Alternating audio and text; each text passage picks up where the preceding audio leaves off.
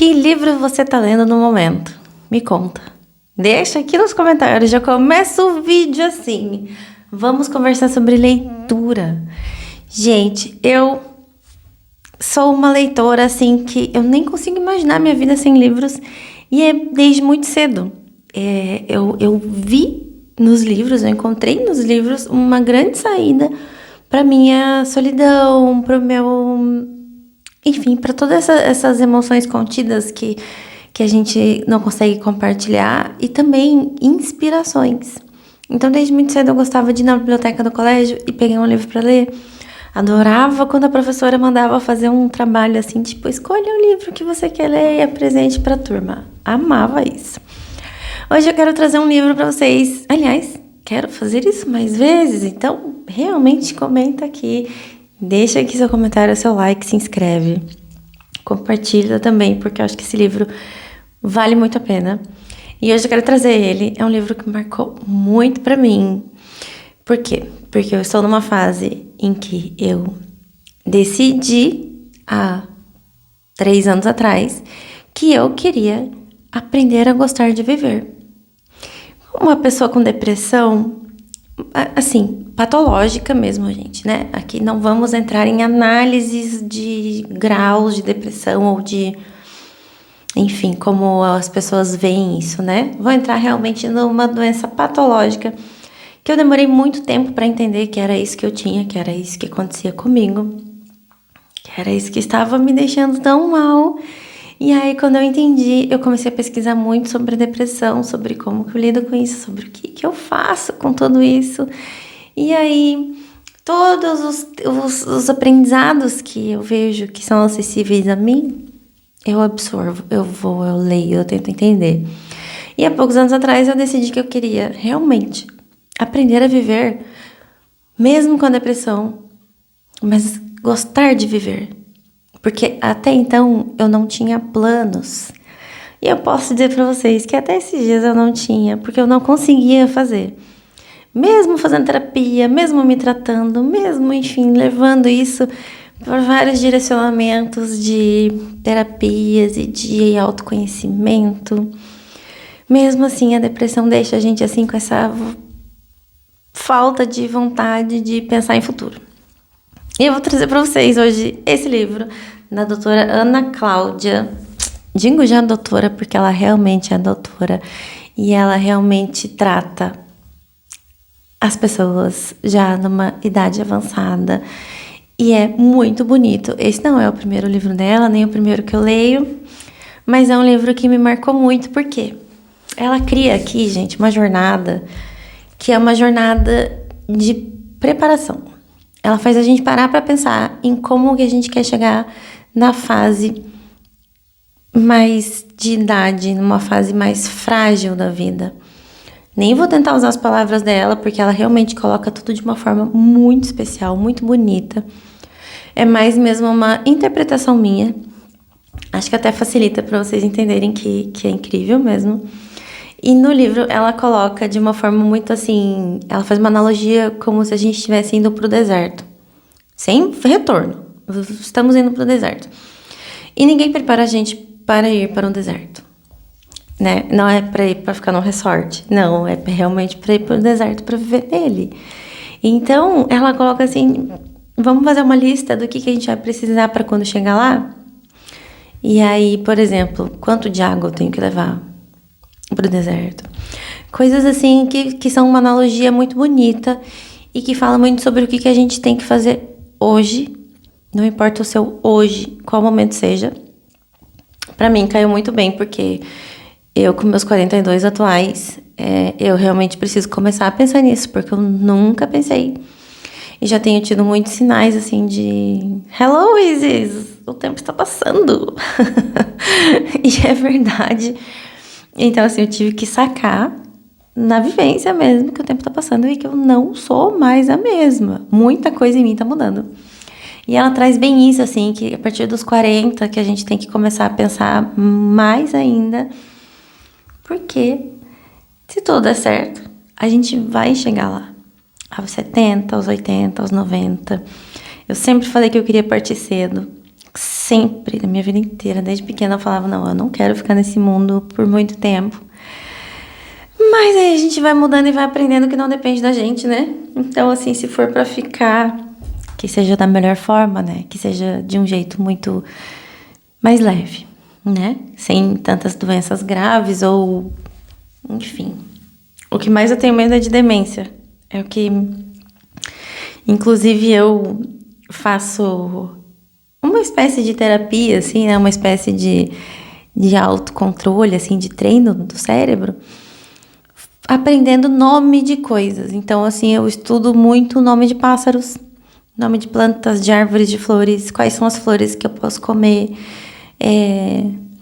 Se alguém achar isso interessante, fica como dica, porque é muito legal, porque são coisas que estão realmente no nosso visual, no nosso dia a dia, e que é muito mais fácil da gente aprender.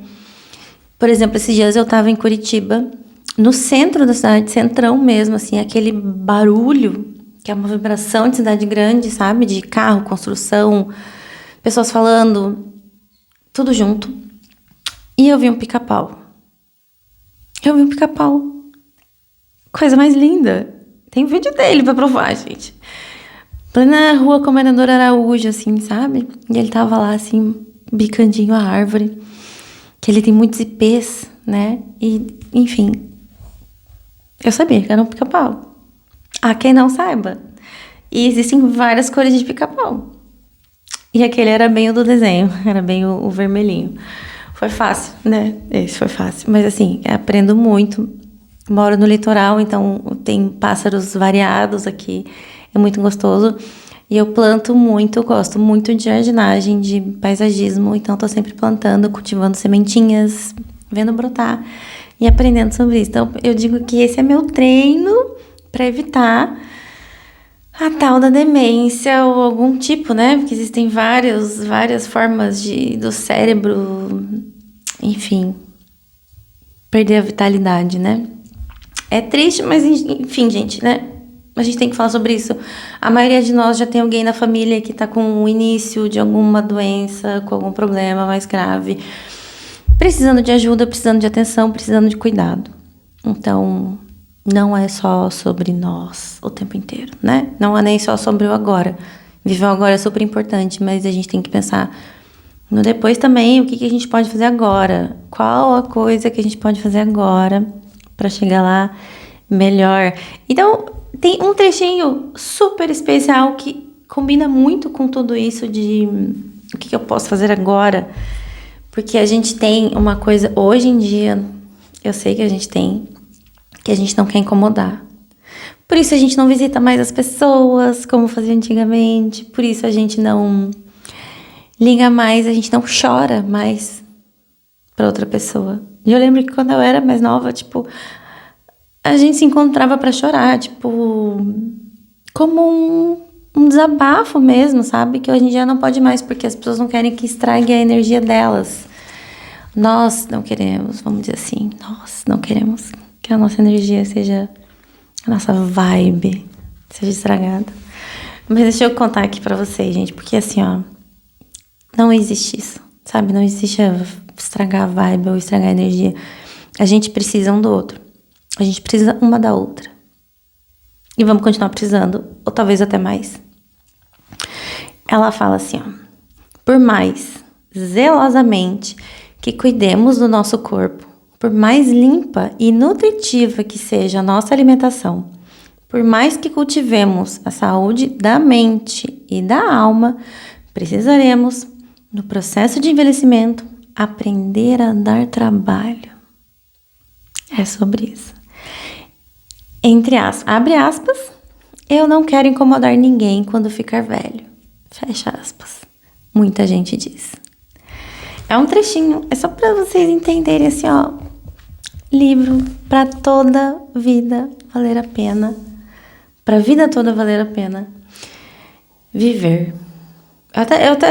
Ele me emociona de verdade, assim. Eu fico empolgada, porque eu gostaria de falar por 1h30 sobre ele.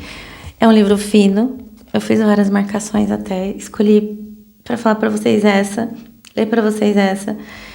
Porque a gente se dá trabalho e tá tudo bem. Se alguém precisa de mim, quiser me dar trabalho, pode chegar, que eu adoro ajudar. De verdade, acho que nós viemos ao mundo como interdependentes. E esse é o rolê. Esse é o rolê. Não adianta. Digo mais ainda assim, ó. Como nós mulheres que não tivemos filhos. Inclusive eu tava lendo que das tradições antigas, né, que a filha mais nova ficava para cuidar da mãe. E daí ela pensava, mas se eu não posso casar, se eu não posso ter filhos, se eu não posso sair de casa, quem vai cuidar de mim quando eu tiver a idade dela? As coisas já mudaram um pouco, né? Algumas culturas ainda não, mas assim, e nós que nem tivemos filhos, quem vai cuidar da gente? Nós mesmas? A gente precisa criar uma cultura de ajuda mútua, né? Eu sei que parece utopia. Ontem eu assisti um filme chamado Éden, que eles vão criar uma nova sociedade numa ilha. E é muito sobre isso, gente. É muito sobre a gente precisa se ajudar. Não é uma responsabilidade familiar, de sangue, não é. Não existe mais isso também, essa autopressão colocada, né? A gente pode criar o nosso círculo de família mesmo, de amizades fortes que viram família. Então fica aqui a dica, o subtítulo do livro eu adoro, que é Pequeno Manual para Envelhecer com Alegria. Pequeno Manual para Envelhecer com Alegria. É muito lindo. A Ana Cláudia consegue colocar tudo isso de forma muito bonita, assim, muito que a gente consegue trazer para nossa realidade, tá bom? Fica a dica de livro. Um beijo, gente. Quem já leu, comenta aqui. Quem não leu ainda, comenta também. Se inscreve e compartilha. Até o próximo vídeo.